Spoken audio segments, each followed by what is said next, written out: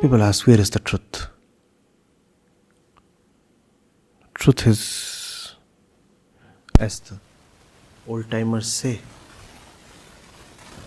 everywhere, all the time. And it keeps you making uncomfortable, right? The ego wants you to have all comforts. The truth keeps you uncomfortable in the middle of all your comforts.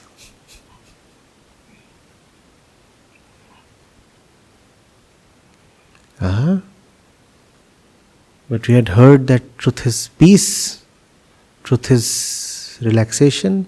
Yes, truth is peace and truth is relaxation for the truthful one.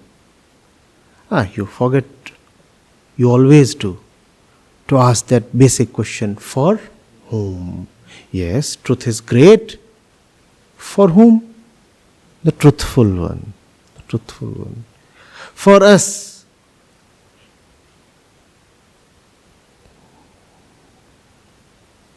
Truth is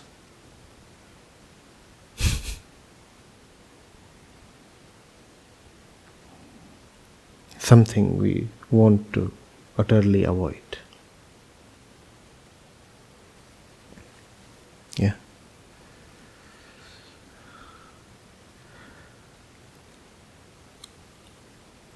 For us, truth is the bull in the china shop.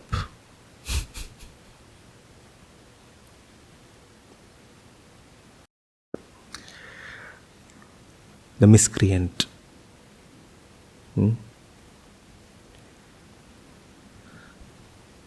The antisocial fringe element.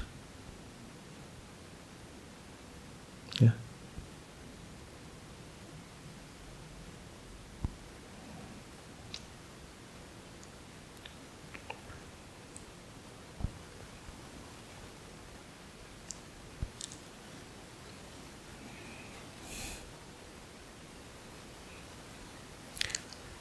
The street dog that barks at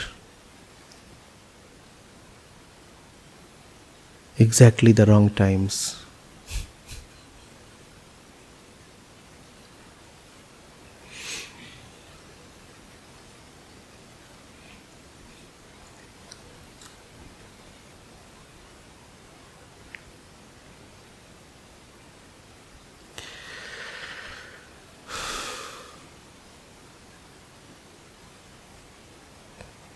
Yeah. It's a delicate moment, you see. You are on your knees and you're proposing to her. Yeah? Said, I. And what does that canine on the street do? Wow! That's truth. Moment you say I, and before you can say love, it barks. It tells you that you are a dog proposing to a bitch. That's the bloody business going on. That's truth for you, a street dog. Yeah. You can say I, that's all right, but don't say love. I'll punctuate your sentence with my barking. I, love, you. And that makes it so honest, no? It's not love. It's the beast clamoring for procreation. Good.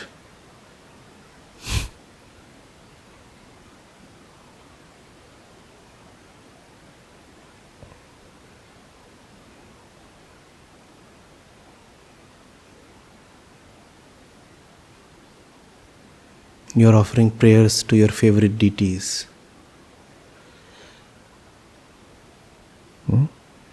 Singing holy songs. And in middle of your deeply religious movement, what does the truth do?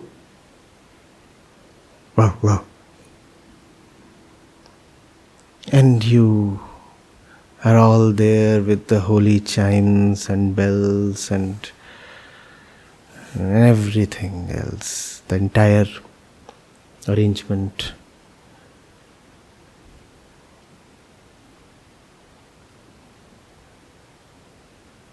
And sometimes it can get offensive enough.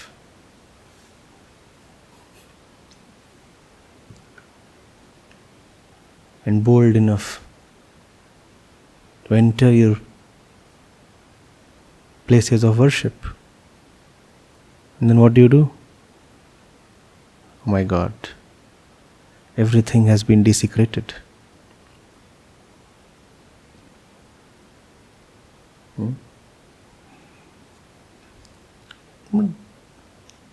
Truth is audacious.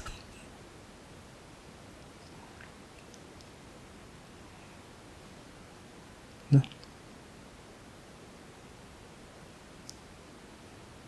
We want to keep it totally out of our prayers. Just as dogs must be kept out of temples. Keep praying, but just ensure there is no truth in it.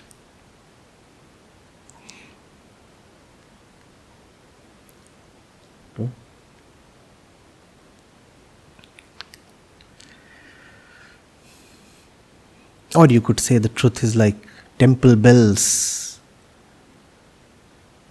disturbing, interjecting a libertarian discourse.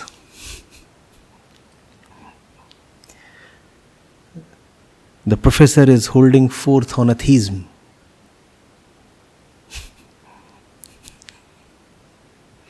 And probably the hall is not soundproof enough. His lecture on atheism is being intercepted by the sound of temple bells ringing. That's truth. You don't want to hear this, and therefore the rishis have to say, please. That's the moment the professor could have just paused, and that would have been his last and final pause. I'm saying so much about atheism. Still, why does man go to a temple? And in that moment, if he could just see that,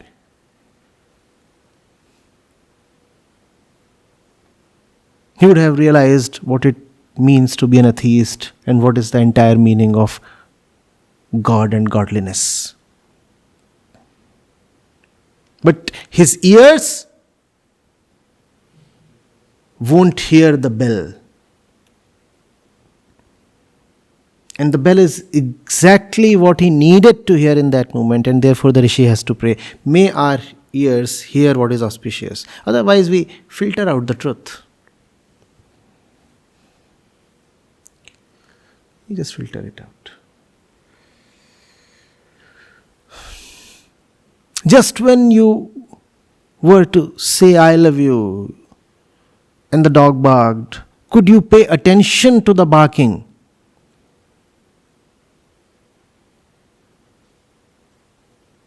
You could have probably avoided the marriage and all the consequent misery. No? But in that moment, you pretended that you are not even hearing the dog bark. Right?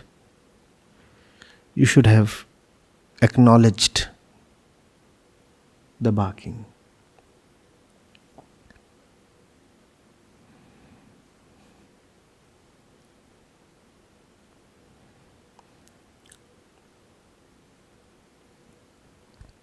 Getting it.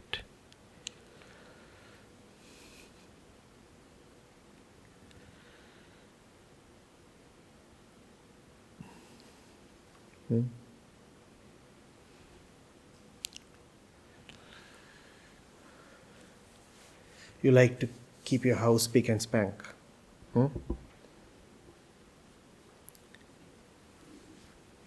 cleaned everything, brushed everything, polished everything, right? And just when you were to certify yourself, rather applaud yourself for a job well done, you notice that even on the surfaces you have just cleaned, fresh specks of dust have landed, gathered. But you have invested so much effort and time in cleaning up the whole thing. And these are only a few tiny dust particles that have freshly landed. You don't want to acknowledge that. Your eyes would refuse to see. That's the moment when you should have seen. That's the moment when you should have acknowledged. Those dust particles contain the entire story of human existence. Our entire life, we live to strive to do the impossible. We keep trying to clean that up which cannot be cleaned up. We try finding cleanliness where it cannot exist. And therefore we turn hypocrites. We turn towards pretense. We want cleanliness, and when we see that with our efforts we cannot have cleanliness, we tell ourselves that there is no uncleanliness even when we have spotted the dust. So we are left to resort to inner dishonesty. That's what the typical human being does his entire life. You get the metaphor, I hope. What do I mean by polishing and cleaning and servicing the physical? What do you mean by that? Trying to keep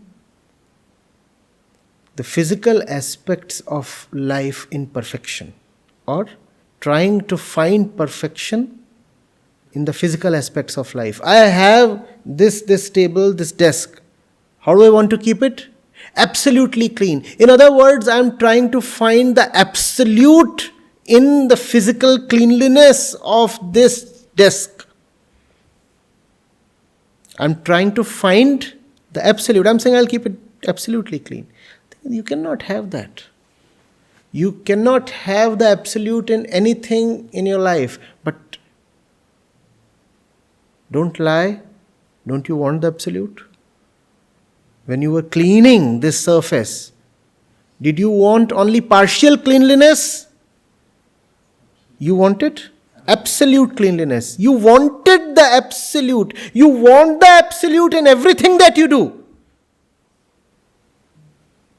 When you buy a new pair of clothes, how do you want them to fit on your body? Just a little bit of fit? Or should they fit absolutely? What do you want? Tell me. Don't tell me what you ultimately agree to, or what you ultimately have to agree to. What is it that you want? You want an absolute fit. Even in the small things in life, we are actually chasing the absolute. How can you be an atheist? You want the absolute every moment. How can atheism exist?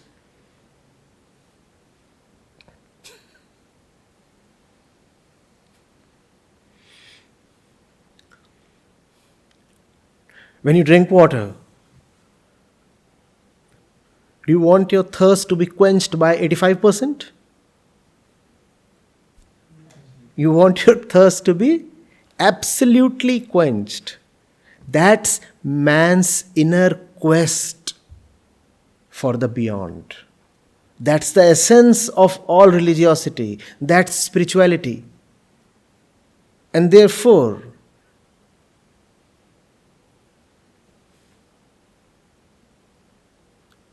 those who proudly declare themselves atheists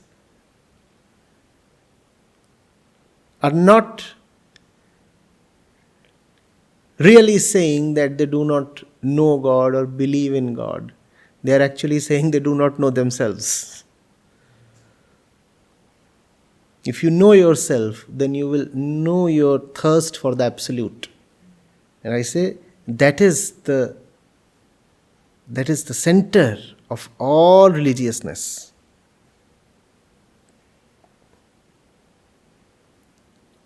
Getting it?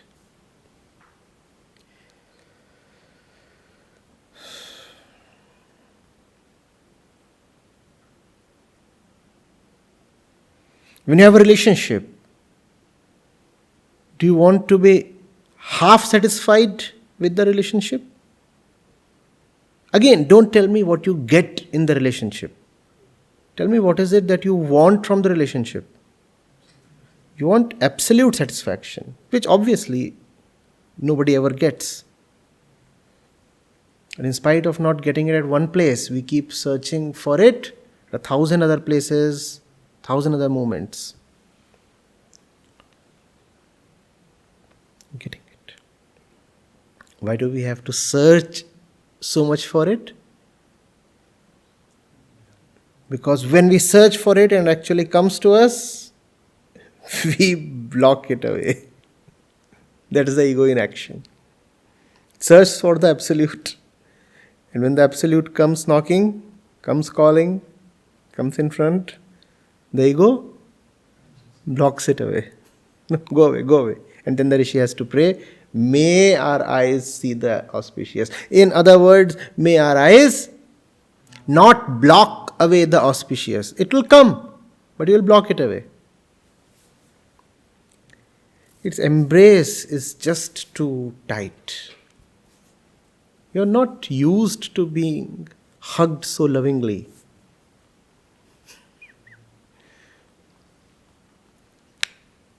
We are used to, skin deep relationships. Someone comes and puts you in an enveloping embrace that doesn't feel like love to us, that feels like suffocation. Oh my God, something is happening to me. If truth is absolute, its embrace to its absolute embrace.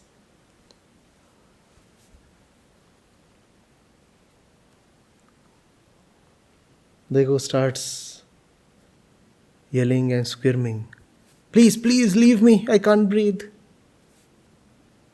Truth says, but I love you. Oh, you leave me. Don't want such a love.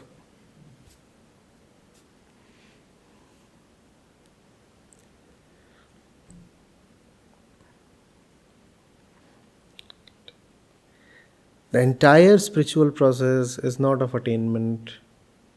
It is about not doing what you have been continuously doing.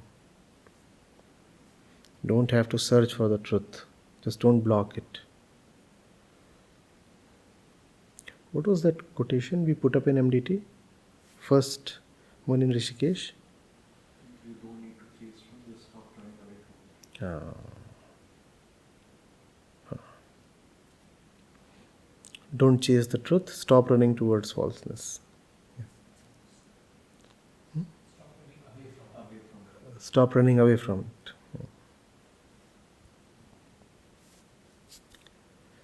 You don't have to move towards the truth. Moving towards the truth is neither possible nor needed. You have to stop running away from the truth. You have to stop blocking the truth as it chases you from behind even as you run away. Truth is not static. chases you. When it chases you, you block it. It's just that the truth is a complete, thorough gentleman. It won't overpower you. It won't embrace you, sans your consent. So you hold no real power. Truth just respects your wish. Unfortunately, your wish is almost always loaded against the truth.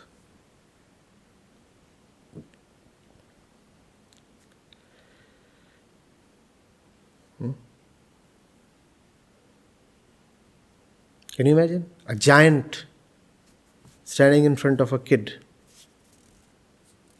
Giant, real giant, standing in front of a kid. And the giant is full of love and eagerness to pick the kid up and cuddle it and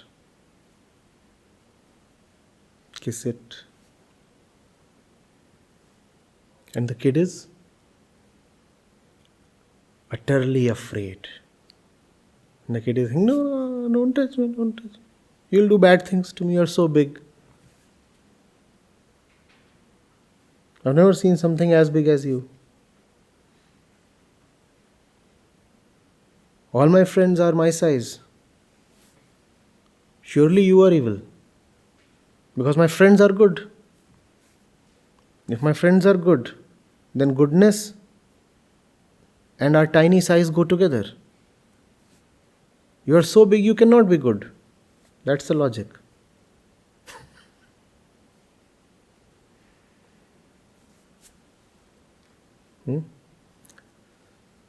The giant can forcefully pick up the kid. It does not. It's a gentle giant.